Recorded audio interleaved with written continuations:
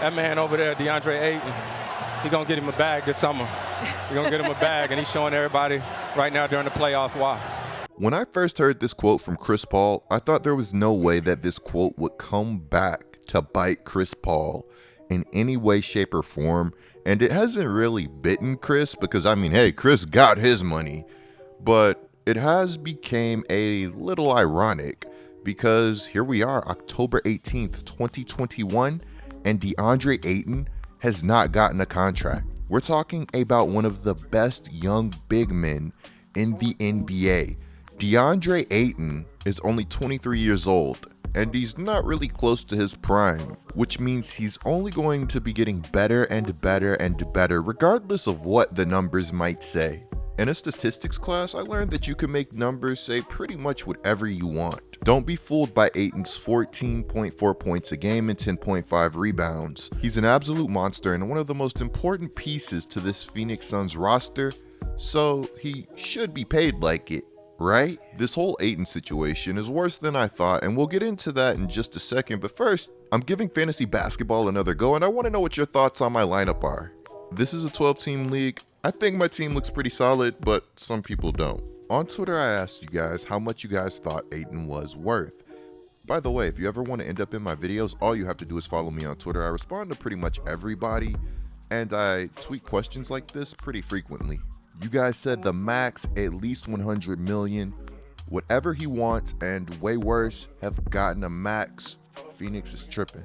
Mr. Sarver, in the 14 years he's owned it, he's never funded or bought, paid for 2 or 3 key players. He's so tight, he squeaks when he walks. In the comments below, let me know what you think DeAndre Ayton is worth.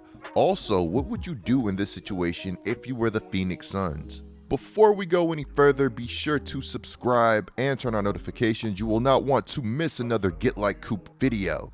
And that's facts. Guys, at the end of the month, I will be announcing a winner on my IG for the NBA 2K22 giveaway. If you want to enter this giveaway, all you have to do is subscribe to my channel and make sure that notifications are turned on. Also, I'll be doing a VC giveaway on my stream. The link to my stream is on the screen right now. Over the past decade or two, Robert Sarver has become known for all of the wrong reasons when it comes to managing a basketball team. He has become notorious for cutting corners when it comes to building a roster. He's a big cash considerations guy, and he doesn't love the luxury tax, but then again, what owner really does? Having an owner that's willing to spend big money in the NBA is such a luxury. Hornets fans, where are you guys at? Do you remember when we broke up a roster that could have been the 1 seed in a stacked Western Conference?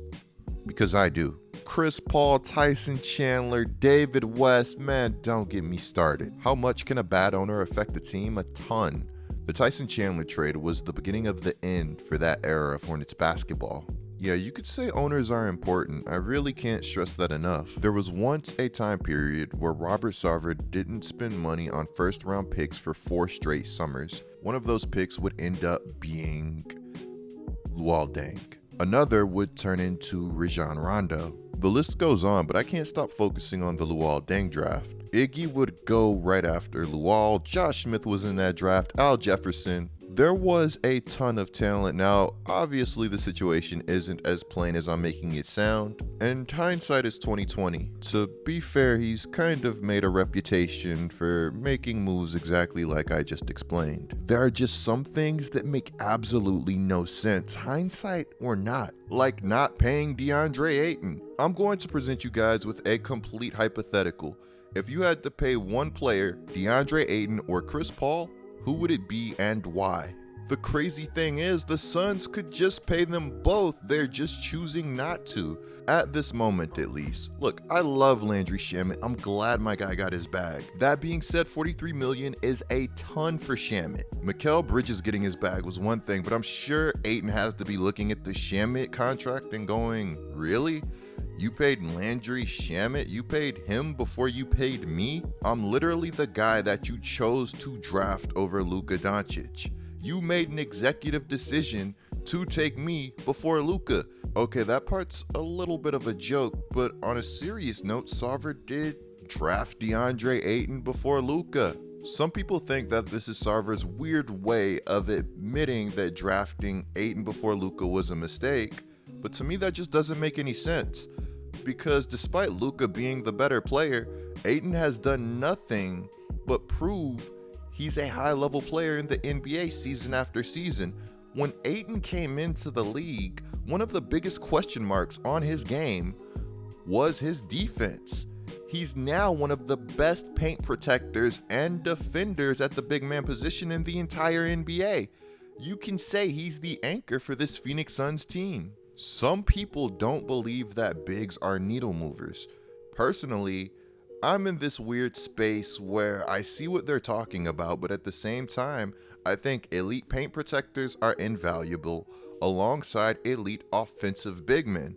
Now, if you're not giving me either of those things, then there's a little bit of trouble if you want big money. The thing here is that Ayton is legitimately a good offensive player, averaged close to 20 points per game before having his role reduced to the Phoenix Suns becoming contenders and adding Chris Paul. Ayton did not complain. He embraced his role and got to work, putting together dominant performances throughout the NBA playoffs. Today it was reported that Suns talks with DeAndre Ayton on a rookie extension have ended without a deal. Ayton expected max contract and owner Robert Sarver hasn't offered it. According to Woj, DeAndre Ayton is very unhappy with Phoenix. Now, according to this Suns writer, Ayton was in good spirits today despite talks ending without a deal. So it looks like we have the classic case of believe what you will believe. Personally, I think DeAndre Ayton will be extended when free agency approaches. I just think that this is the Suns' way of being cheap and trying to get Ayton on a lower price. Ayton will be a restricted free agent this next summer, which means that the Suns will be able to match any contract that's offered to DeAndre Ayton. Basically, they hold his rights. Now, it's worth noting that at one point last season, or maybe the season before that, there were these weird trade talks surrounding DeAndre Ayton that really didn't make any sense to me. I mean, seriously, they made no sense. Personally, I think this is just the Suns' way of being cheap and trying to pull a John Collins on DeAndre Ayton. John Collins signed an extension with the Atlanta Hawks for less than the max, and a lot of people thought that he was one of those guys that might get it. Thing is when you're trying to compete for a title and win a championship, you need everybody in the locker room with a clear head and everybody to be focused. The man deserves his dollars, man. If you're going to pay Bridges, you got to pay DeAndre Ayton. I think Kendrick made good points in this segment. Even though the Suns will probably retain DeAndre Ayton, you don't want this to become a situation where Ayton becomes frustrated or unhappy, especially when you already have a contender on your hands. Building a contender is legitimately one of the hardest things to do in the NBA. The Suns have done it at this point. You just have to not mess it up. Clicking the video on the screen right now is a great way to support my channel. I'm GetLikeCoop, bringing you guys the scoop until our next upload.